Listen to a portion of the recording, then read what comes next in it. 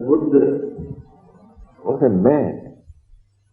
He is not a god. He is dead and gone.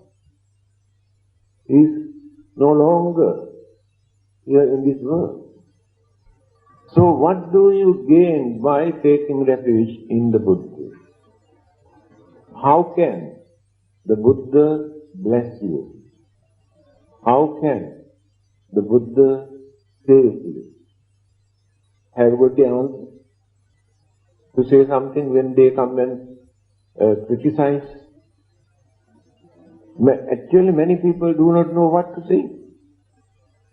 Although you have heard a lot about this topic, that is why I decided to repeat what I have mentioned earlier. When they say Buddha was a man, you have to say no. The Buddha was not an ordinary man. He said he is not a god. He said he was not any supernatural living beings in this world. He is not an ordinary man. In his own words. You know the incident, isn't it? Can you remember the incident where he mentioned this Brahmin? First time in his life, he met the Buddha. But he has never seen such serene figure. His personality, his complexion, and he could not believe that this person must be a human being. He thought he must be one of the devas or gods who has come down from heaven. Then I remember what Swami Vivekananda, you might have heard his name, very highly intellectual Hindu Swami who lived 100 years ago in India. Very popular in America and Western countries also. He has said, if God has come down from heaven to this earth and walk on this earth, he is none other than the Buddha. He was not a Buddhist. He is a very strong Hindu. This is his spirit. So, Anatole France, a French scholar, when he visited a museum, first time in his life he has seen a beautiful Buddha image. Then in one of his articles, he has written, when I look at this figure, I felt actually that God has come down from the earth. He also mentioned the same state. They were not Buddhists. So, just now I mentioned the Buddha is not an ordinary man or ordinary human being. He is not a supernatural living being. He is not a god. Then this man asked, then who are you? Then he gave the answer. His own language, the language spoken by the Buddha, he explained in this way. Abhinyayam abhinyatam bhave tabbanja bhavitam pahatabbam pahinam me tasma buddhosmi brahma. Self-introduction. How the Buddha introduced himself. We cannot give this interpretation. Abhinyayam abhinyata. If there is anything here in this universe, I understood, I realized everything that which exists. Therefore, there is nobody in this world who can say the Buddha cannot understand this. This is the nature of the enlightenment. Not the power of that person. That is the power of that enlightenment. So he understood everything. Bhave sabbancha bhavita. If there is any good thing to practice, such as morals, ethics, precepts, principles, good qualities, virtues, all the good qualities I have cultivated, developed. Pahatabbang pahinang me. I have eradicated, uprooted all evil, wicked, harmful, immoral, dangerous thoughts, words, action. Now 3 qualities here. He said he understood everything. He said he cultivated all the great qualities, virtues. He said he has eradicated all the bad things. Now, if there is another person in this world who can say this, now we can understand one particular human weakness, such as jealousy, anger, enmity, selfishness, ignorance. Can we get rid of even one of them within one lifetime? How long we have to work to wipe out one particular thing? Still we cannot. They can influence our mind when we are upset, when we are intoxicated, when we are tempted, or when we are irritated. In his case, he has completely uprooted, no roots of all these evil things. Therefore, the anger, jealousy, ill will, enmity, craving, selfishness, ignorance never appear in the Buddha's mind because there is no cause. There is no reason for these evil forces to appear in his mind. Then, Tasma Buddho Svibhakma. Tasma means therefore. I am the Buddha.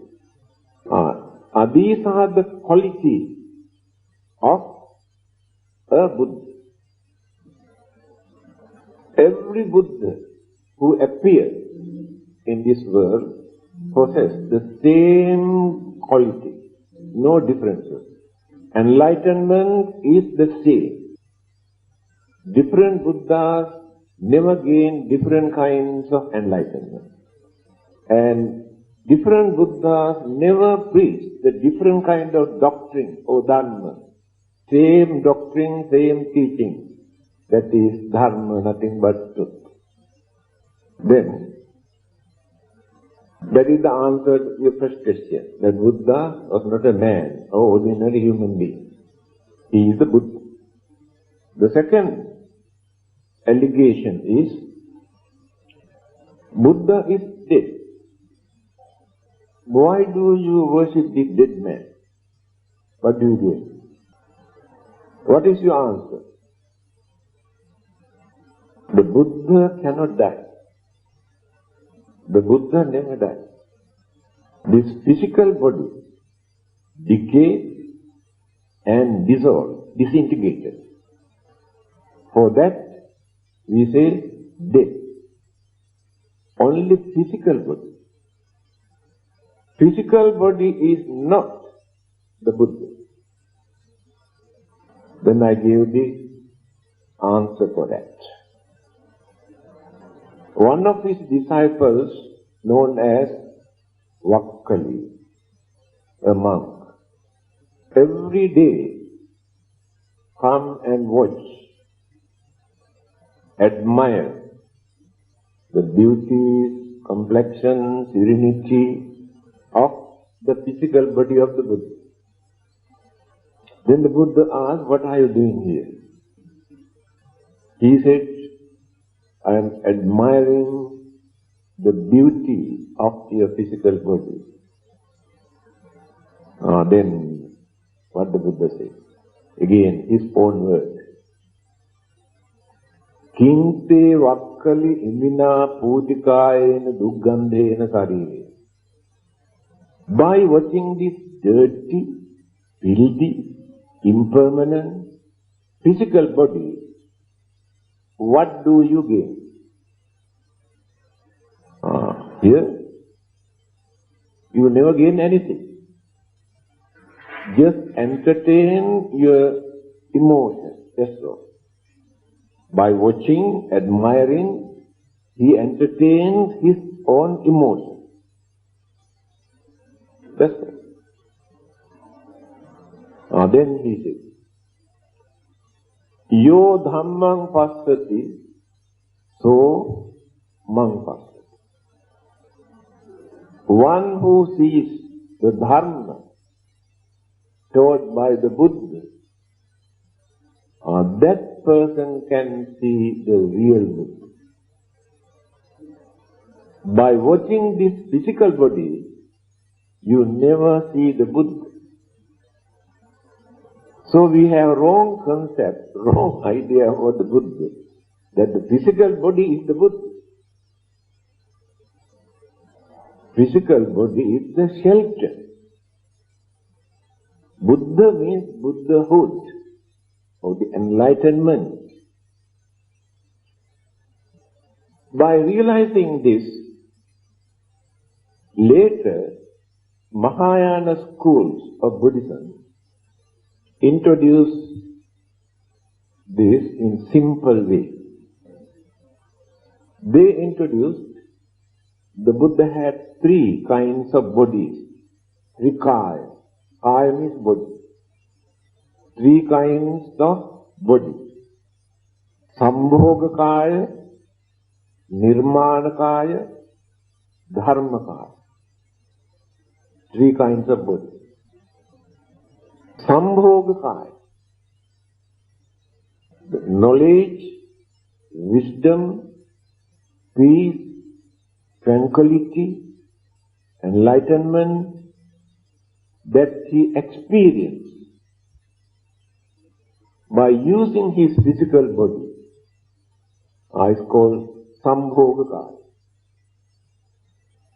And this Sambhogakaya, this body, also disappears when the physical body is dissolved.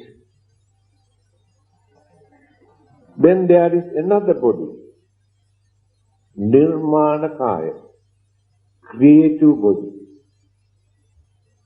that he used for talking, eating, sleeping, walking, just like ordinary human beings. And that body of the Buddha also dissolved, disintegrated. Now there is another body. They introduce as Dharmakaya, Dharma body, doctrinal body. Dharma body of the Buddha never dies, cannot die. There is nothing to die. That is the everlasting truth, Dharma. Dharma means everlasting, unchangeable truth. That he experienced, that he gained by developing, cultivating, gaining his enlightenment. That is why we introduce him as the Buddha. Buddha is not his name. His name was Sakya Muni. Muni also another term we use for the Buddha. Sakya Gautama, Sakya clan, Gautama family. He was born in a Sakya clan, Gautama family. So his name was not the Buddha. But after gaining enlightenment, introduced him as the Buddha. Anybody who gained the same enlightenment also introduced as the Buddha. That Buddha, that enlightenment, that Buddhahood never died. Therefore, that allegation, the Buddha is dead and gone, why do you worship him, also wrong. You must know how to answer these things. Then, Tittante nibbute chapi same chitte samang phalam. Another stage. Whether the physical body of the Buddha exists or not, devotees who take refuge, pay homage, do some offering to the Buddha, the good effect never reduces. Whether they do that after his passing away or whether he is alive, makes no difference. Because the Buddha exists. So what we have to do is to develop our devotion, confidence and understanding, not the physical body of the Buddha. Then, why did he say, Yo dhammang passati so mang passati? One who sees the dharma taught by me, he or she can see the real Buddha through this dharma. So when you study the dharma taught by the Buddha, how he revealed the truth or the reality in our life, or the world, or the universe. Then, what sort of wisdom, enlightenment, patience, tolerance, compassion, kindness he had. Then, all these qualities we regard as, these are the, Buddha is the embodiment of all the great qualities, virtues, knowledge and wisdom. Embodiment, not the physical Buddha. Now, great ocean is nothing but accumulated drop of water. And we say great ocean. When we analyze, only drops of water. Earth is nothing but accumulated dust. When we analyze the earth, in the end we can see only dust. No earth, no rocks, no jungle, nothing. Only dust. Exactly in the same way, when we accumulate all the great virtues, qualities, sacredness, holiness, wisdom of the Buddha, so the Buddha is the embodiment of all the great qualities, not the dirty things in this physical body. The Buddha is not there. That's why he says, Imina putikayana duggandhena sari. This dirty, filthy, impermanent physical body, you cannot see the Buddha. So, we should not depend on the physical body of the Buddha. Then, in his teaching again he says, you should not accept my teaching thinking that I am a great man. You accept my teaching by depending on me, but not by understanding. You never understand the Dharma if you depend on me. You have to release it. Don't depend on the Buddha. He revealed the truth. It is our duty to understand. Example, a doctor discovers very effective medicine. We have never seen this doctor, whether Indians or Chinese or Europeans, we have no idea. If the medicine is available, if the medicine is effective, it is not necessary for us to depend on that doctor who discovered this medicine. And not necessary to know whether he is Indian or Chinese or European, if the medicine is effective. So the Dharma taught by the Buddha is exactly like that medicine described by the Buddha. So our duty is to take the medicine. Worshipping, praying, offering external expression that we show how we pay homage, how we honor, how we respect expression. Buddha was not interested. By introducing Buddhism, he never advised his followers to come and say Tabe Tuang. Not necessary. But we like to worship him. We like to respect him for our satisfaction.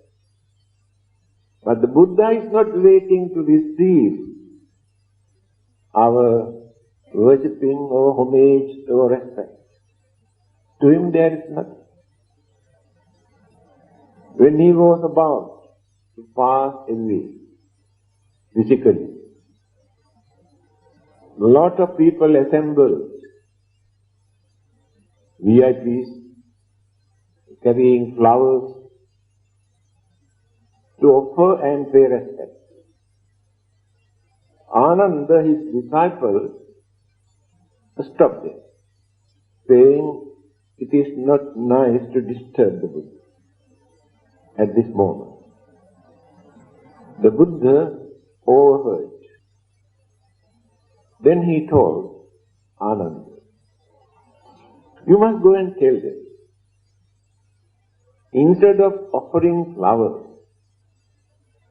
instead of worshipping, ask them to go and practice at least one advice taught by the Buddha. Then they really respect their master. The Buddha said, Yo dhammam passati somam pas. One who sees the Dhamma can see the real Buddha. When you heard this kind of sayings of the Buddha, then you can see the real Buddha. You create the real Buddha in your mind when you heard this kind of thing. Another example. A very rich man, Upali, follower of another religion, came to the Buddha. He said he also liked to become the follower, become a Buddhist. Then the Buddha asked, why do you want to become a Buddhist? He said, many people say your teaching is wonderful, so I also decided to become one of your followers. Then the Buddha, have you ever heard my teaching? He said, no. Then how do you know whether you can practice my teachings or not? That is not the way for a man to change his religion. Just because people talk. Must study, observe, investigate, find out whether you can practice or whether you can agree, then you can change your religion. And this man says, I think this advice is more than enough for me to understand what you preach. These are the most important sayings of the Buddha for us to understand, to create the real Buddha in our mind. What sort of person he is. He is not a God or supernatural living being, but enlightened religious teacher. Liberal, rational, reasonable, practicable advice given by him for us to understand. He has liberated us. Before that, we were slaves to religion. And we torture ourselves because of religion. Starving and burning and cutting and doing all sorts of things as religious practices. He released us from all these things. He said no religious values in those practices. He has introduced a real human right. No any other religious teacher has ever done that. Human right to every human being, whether high class or low caste, whether male or female. All the other existing religions in those days, even today, some of them discriminate only high caste, high class people can practice religion. Others were not allowed to enter into their places of worship. The Buddha, what he did? He ordained laborers, coolies, scavengers as monks and allowed the kings and the ministers to come and worship them, respect them. How he tried to give real human rights. Women were regarded as very unfortunate living beings. Those days there was no difference between animal and woman. Women also had no soul, they say, like animals. Therefore, if women also want to go to heaven, they have to use husband's passport. Women have no passport because they have no soul. See the way how they have treated women. Not allowed to go out from their house. Duty of a woman is to deliver the babies, attend to them, attend to the husband, housework. The woman does not know anything about the world or the languages or religion. They were in the dark. So first time in the human history, Buddha opened the gate for women to enter into the holy order, not only practice Buddhism, enter into the holy order as nuns. Even the 20th century in the West also still, some religious authorities are reluctant to give equal rights to women.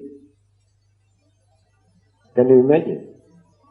The Buddha has done this more than 2,500 years ago. Because of that, the followers of other religions who were against the women criticized, condemned, accused, blamed the Buddha. They say the Buddha has polluted religious way of life by allowing women to enter into the whole world. Even today, there are some Brahmins in India who never eat anything cooked or touched by a woman. Can you imagine? Today, I was there for 4 years, I know very well. If the food cooked by a woman, touched by a woman, they never eat. See? That is what Mr. Nehru, the Prime Minister of India, he was a rationalist. He said, I really cannot understand what kind of courage and knowledge the Buddha had to break these age-old traditions in India that people maintain as religious practices. He has revolutionized, completely changed the religious way of life in India. That is why the other parts of the world, started by Chinese, earlier Sri Lanka or Burma, Thailand, Brahmanism, Jainism, Hinduism were strong, very strong at that time in India. Buddhism was not very popular at that time. Very few people accepted Buddhism. Only during Emperor Asoka's time, that is 200 years after the Buddha, he spread Buddhism. The West also. He sent Buddhism to Syria, Egypt, and Greece 227 times. He has sent missionaries to Western countries. It is recorded. 227 times. Then, why Chinese accepted Buddhism? Why not Brahmanism? Why not Hinduism? Why not Jainism? Those religions were more popular in India at that time. Why they have chosen Buddhism? Because they knew Buddhism is not confined only to Indian people, to practice according to Indian way of life. It is a universal religion. He has given a universal message for every human being to practice. So Chinese knew this. That is why they accepted Buddhism, introduced, then again from China to Korea, from Korea to Japan, and this part of the world. Because of that universal message, they knew it is not necessary for Chinese to become Indians to practice Buddhism. They can remain as Chinese, they can respect their Chinese culture, and they can practice the message of the Buddha also. But if they accept Hinduism or Brahmanism or Jainism, they cannot do that. They have to follow Indian tradition. See the difference. Now we can understand who the Buddha is. Why we pay homage and respect. Then comes the third part. how can he save us? That question is wrong from the Buddhist point of view. Why it is wrong? He has said, Tumhe kiccang atappang akhataro tathagata. Tathagata, another name for the Buddha. Tathagata, or the Buddha, can tell you what to do and what not to do to find out your salvation. Tumhe kiccang atappang, you have to work for that. Another person cannot work for you. Another person cannot give you salvation. You cannot get your salvation from God. You cannot get your salvation from the Buddha or Bodhisattva or anybody unless you work for it. It is like this. When you are sleepy, another person cannot sleep on your behalf. You have to sleep. When you are sick, another person cannot take medicine to get cured your sickness. When you are hungry, another person cannot eat for you. You have to eat. Exactly like this. If you want to find out your salvation, you have to work for that. Don't wait for that until it comes down from heaven. It will never come down from heaven. You have to work. And the method introduced by the Buddha, very practical, through our own experience we can understand. But when we depend on others, we are not sure. Whether we can get or not, we are not sure. They say only after our death. Who knows? All their promises after our death, not while we are living here. The Buddha's advices while we are living here, not after our death. A man who wanted to go to heaven, very rich man, who had done, approached the Buddha and said, we have no time to meditate, to observe 8 precepts and attend to retreat and all sort of things. Even then, after our death, we like to go to heaven. Is there any shortcut to go to heaven after our death? Then the Buddha asked, why do you want to wait until you die to experience heavenly bliss? Why you are here in this world? If you know how to handle your life properly, you can experience heavenly bliss. This is the Buddha. We can experience heavenly bliss while we are here in this world. There is nothing for us to gain from another person. Then after our death, when existence again takes place, rebirth takes place, we will be born in certain areas, certain countries, certain planets, where we can have very peaceful, happy life. That is created by us, molded by us, not by another person. There is nobody to come and take us to heaven or send us to hell. We create our own self. It is in our hands. That is why that simple saying I always mention, human life is in between heaven and hell. Only human life, but not other living beings.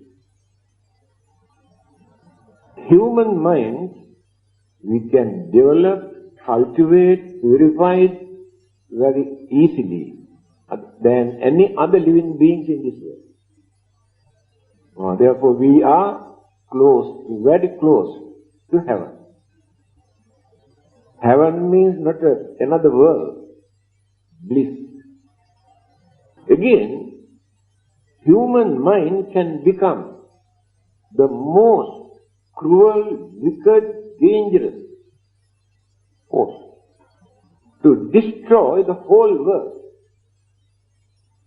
There is no any other living beings who can become so nasty and so wicked.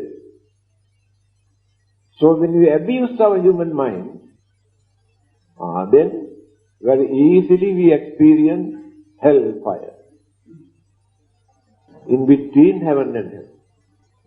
But other living beings are very far away. So,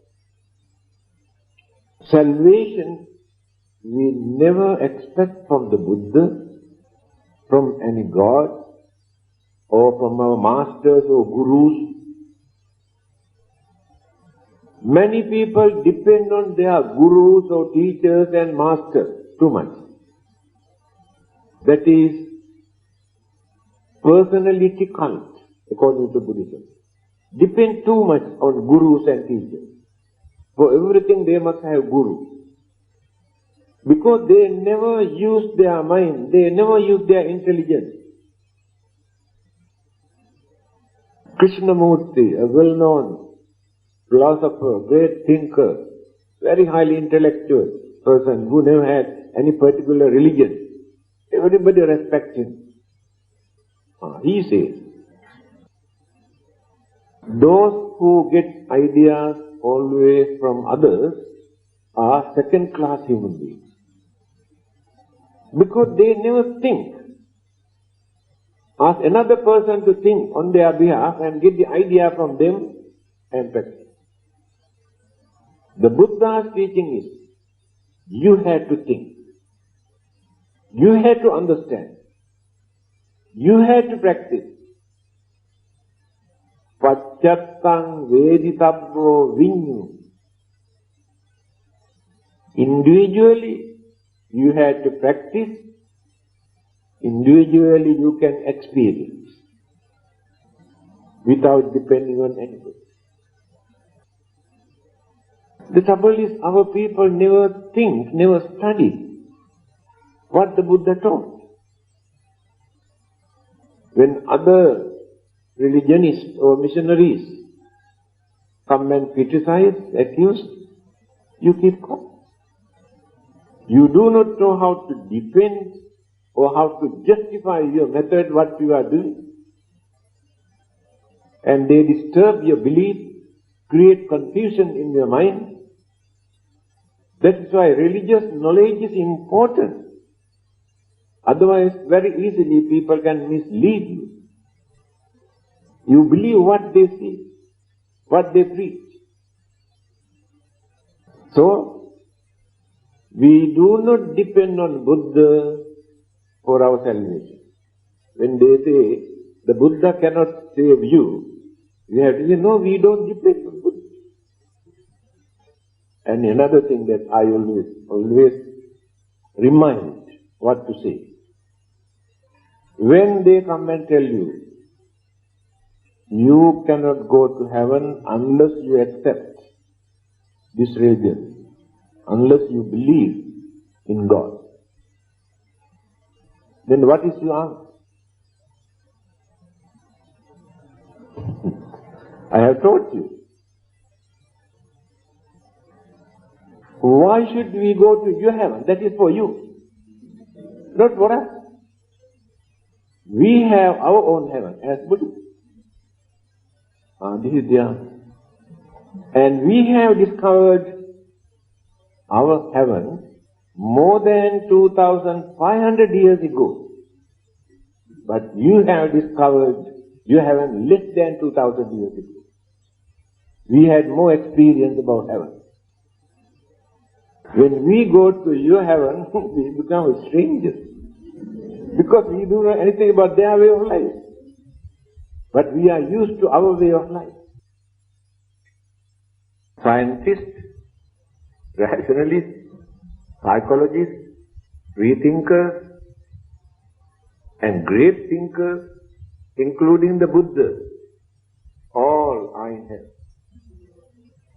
If I go to hell, I can have a nice time with them. All the intellectuals are in hell. I believe heaven is good only for playboys. This is the way how they joke. This kind of ridiculous statement that they say, if you don't believe God, you go to hell. You cannot go to heaven. Create fear, frighten people, misleading. Those who have no religion, those who do not believe in God or heaven or hell, or karma or rebirth, nothing. But they also lead a very gentle, very reasonable, very respectable life. For what? No God to punish them or reward them. No heaven for them to go and enjoy. They are not scared of hell. They don't believe there will be another life hereafter. They don't believe there will be karma to support us or disturb us. Then why do they want to lead respectable life? I really respect it. Because all those who follow a religion, they do something by expecting something in return. Otherwise they never do. You never give dana if you don't believe hereafter in the next birth you can become very rich. You'll be born in a very rich family. You can enjoy your life. If not, you can go to heaven. Otherwise you never give dana. Because of that you give dana. But those who have no religion, no such idea. They don't want to go to heaven, they don't want to get reward, they don't want to get anything. But as human beings, we must maintain our human dignity. We must develop our human values. We must maintain our humane qualities. We must give due credit to our human intelligence. Full use of human life. They are understanding people. They are not slaves to any religion or God or devil or anybody. There's a beautiful saying in Sinhalese language, a poem. Etat netat paralova sudaneni mahat halot yeheki paukam natabamatit. Etat eparalo inward awajanat etat netat paukala hate vehi vipat. In Sinhalese language, a poem.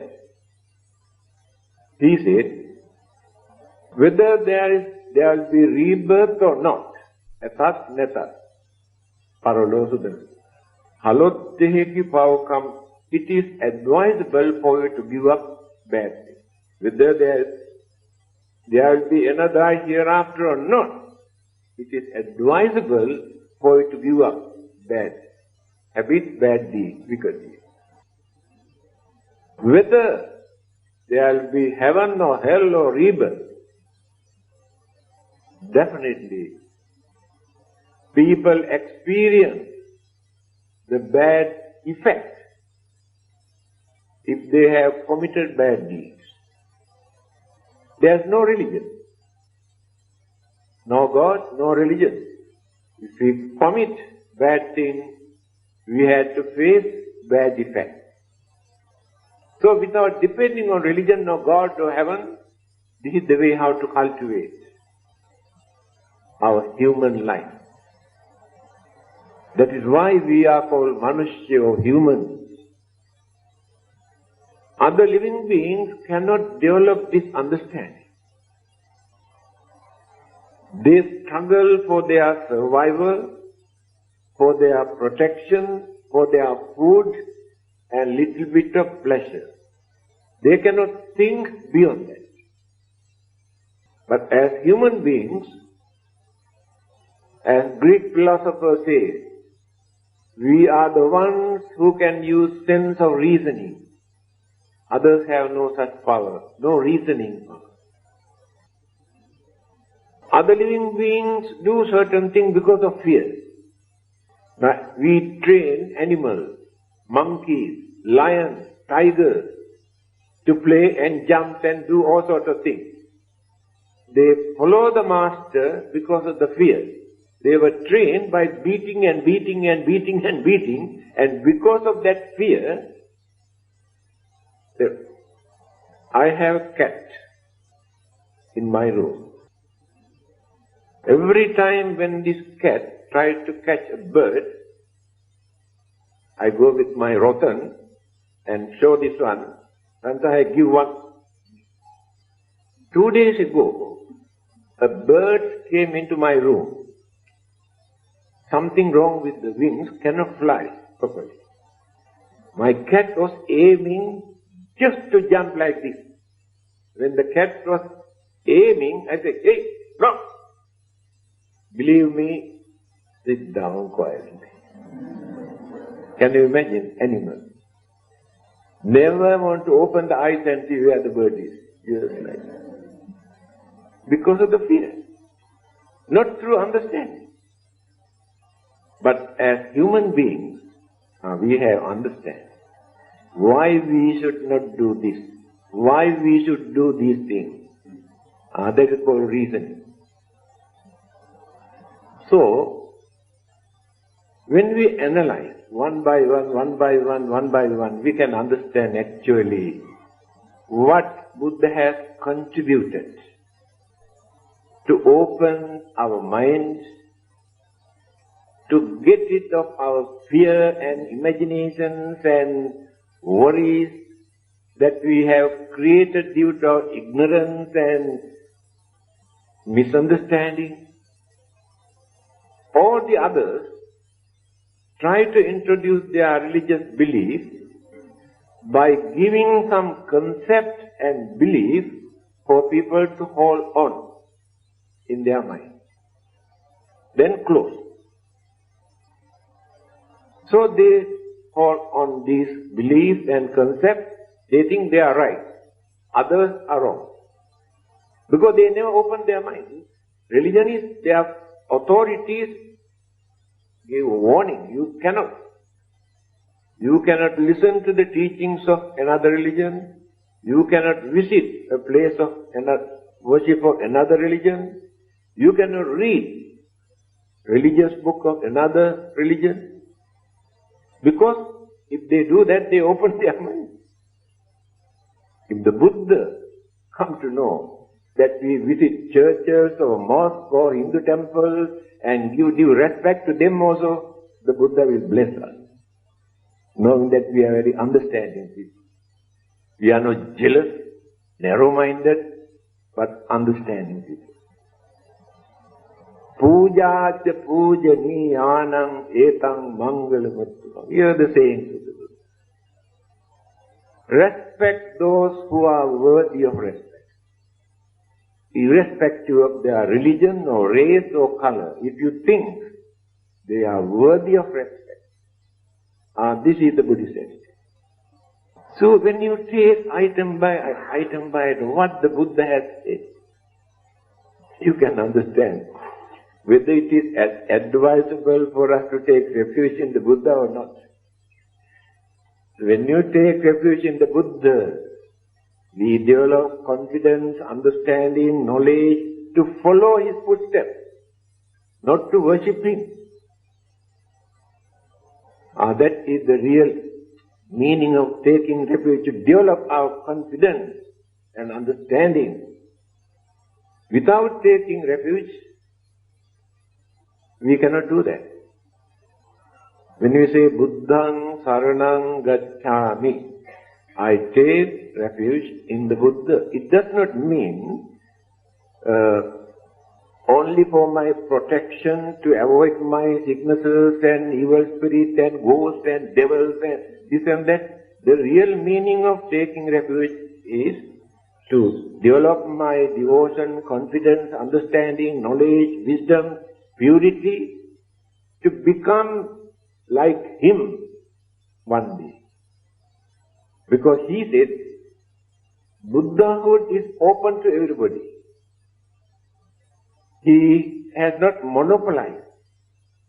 That's why people say in every living being there is a Buddha nature, Buddha seed. That means the potential.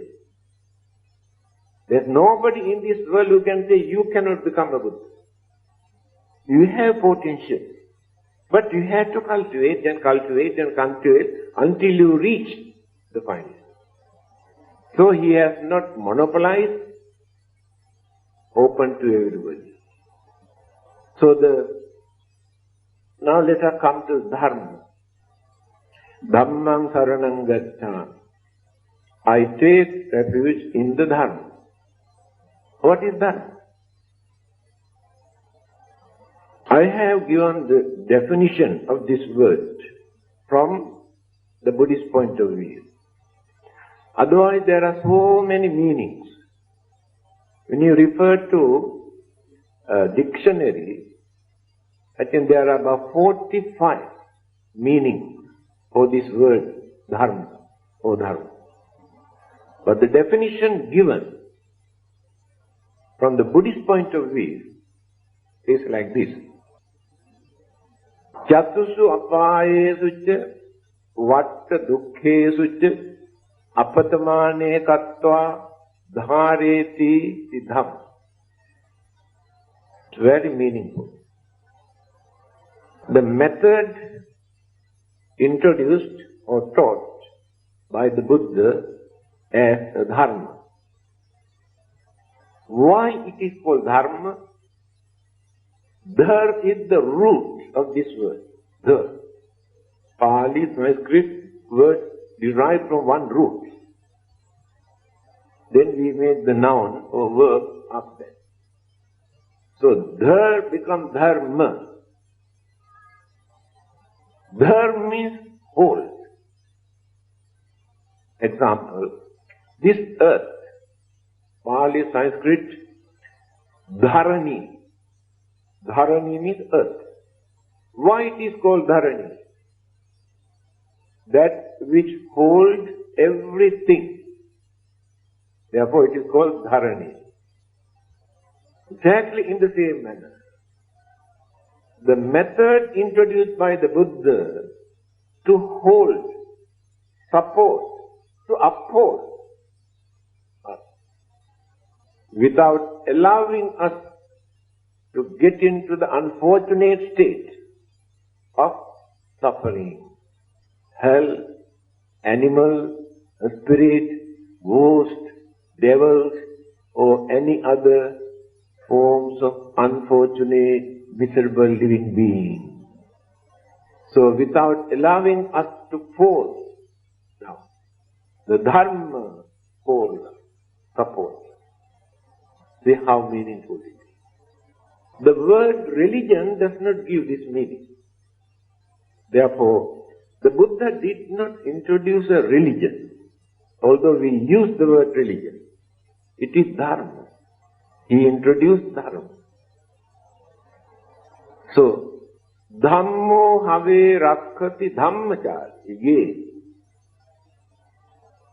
people say, if you believe in God, if you follow His commandment, God will protect you.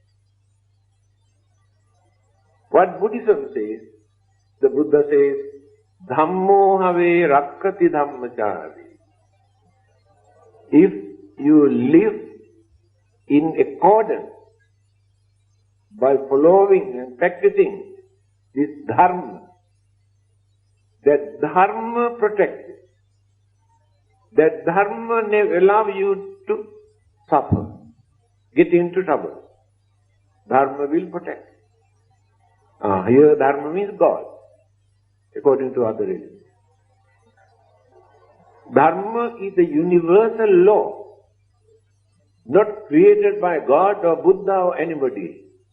That universal law exists forever. No one can create, no one can destroy. That is that. And karma also belongs to the same thing. It is a universal law, not only to Buddhists or Hindus or others. Every living being. Belief is immaterial. We cannot believe certain things because we cannot understand. So we cannot reject many things just because we cannot understand. How much can we understand? Our knowledge is very, very limited. Our senses are limited. Our thinking power is limited. Therefore we can understand little bit. That is why we need the Dhamma, the knowledge and understanding to open this mind, to extend our understanding further and further. So, when you take refuge in the Dharma, we live according to this Dharma without violating the universal law. Then we harmonize, we cooperate with the existing universal law.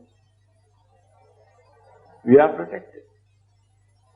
If we violate one of these universal laws, we get into trouble. It's not from the God.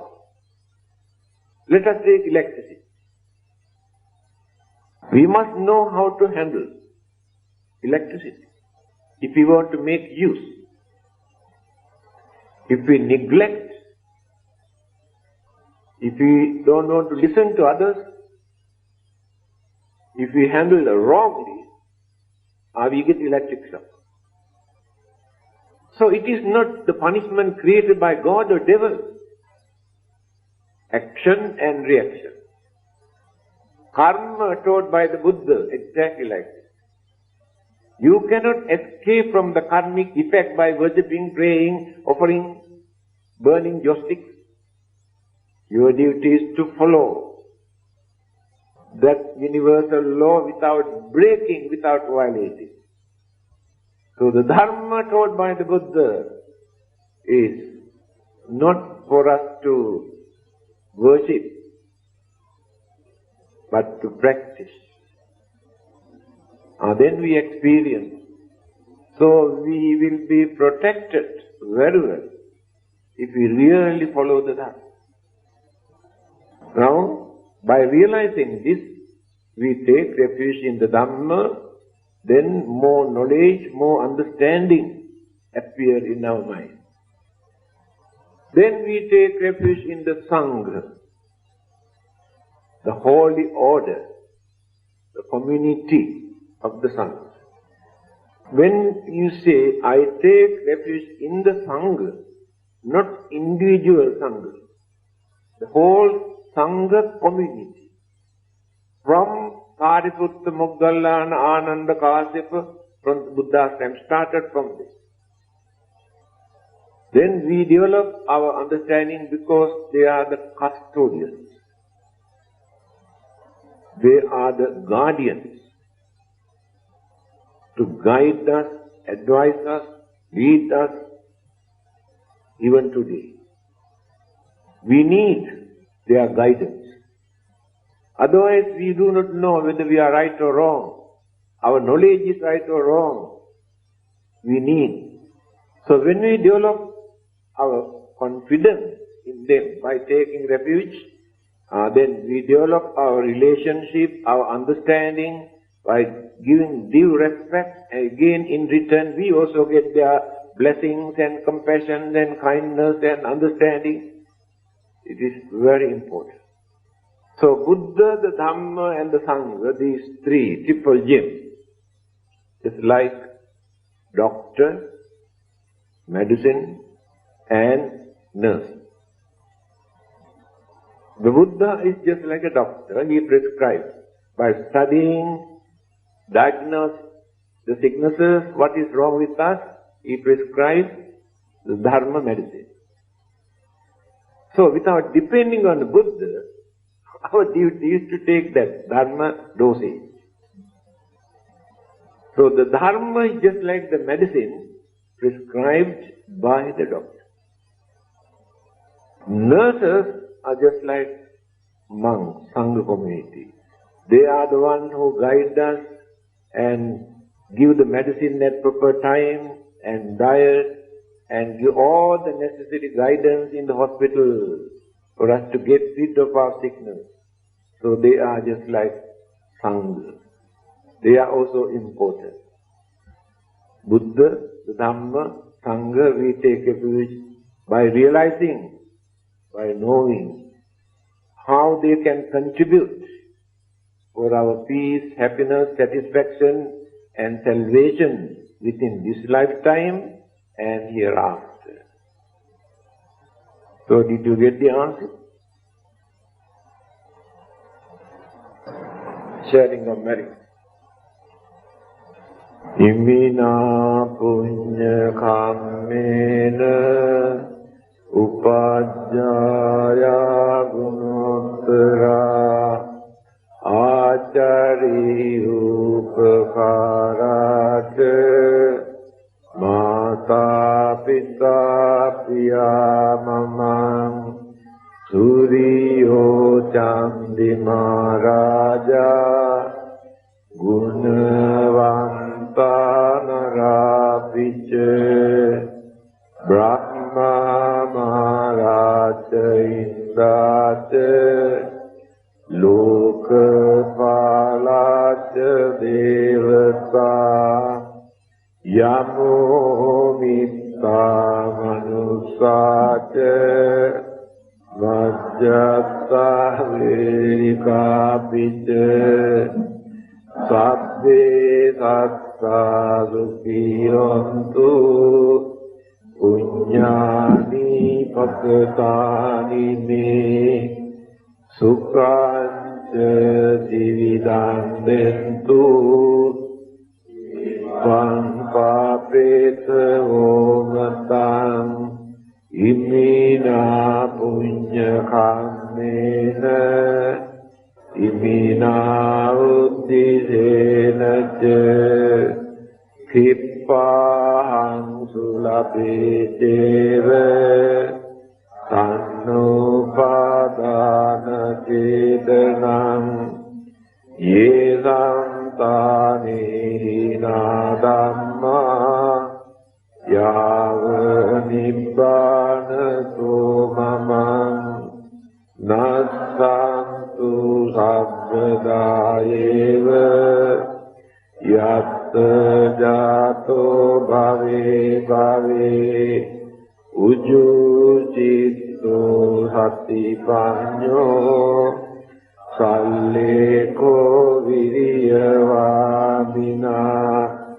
maralabantu nokasan tunca viriyesu me buddhadi pavaro nato dhammo nato aruttamo nato pacceka sambuddho sangho nato taro mama sesottamanubhavena maroka sanglabantu mam